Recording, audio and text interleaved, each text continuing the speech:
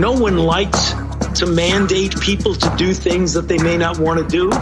But sometimes for the greater good of society, you have to do that. You got to start telling people if you don't get vaccinated, you can't come into this office or this place of business. We really need to make it clear that there are privileges associated with being an American, that if you wish to have these privileges, you need to get vaccinated. Travel and having the right to travel interstate, it's not a constitutional right as far as I know. Getting vaccinated is not a personal choice.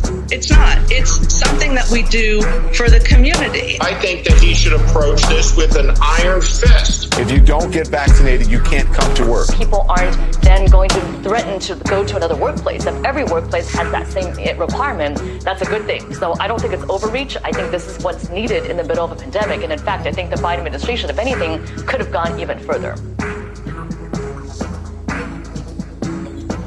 There are really bad people out there right now pushing really bad ideas.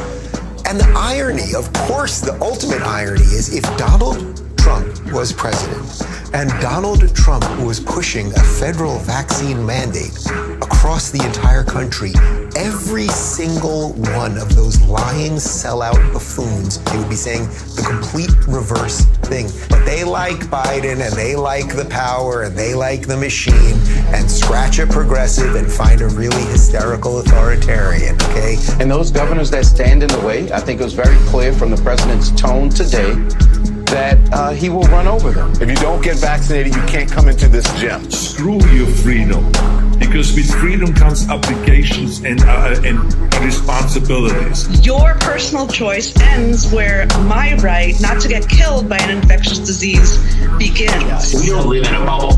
We live in a community.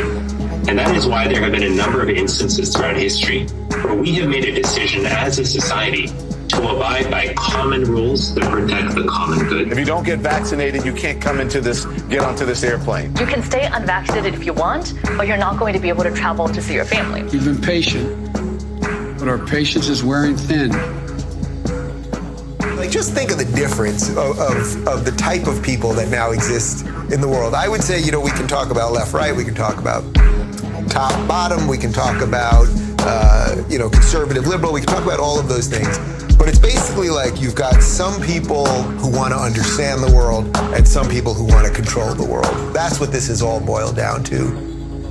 I don't have all the answers, but I don't think they have all the answers either. So what I want to do is create a ground that the most freedom can exist so that we can all make the choices for ourselves that we feel is right. And within that, there's going to be some messiness. But you know what comes with that messiness? The opportunity for human flourishing. That's a freaking beautiful thing. That's what this country was based upon. Those people, the people who would gladly have you fired and silenced and pushed to the margins of society, it's like, they're not the good guys.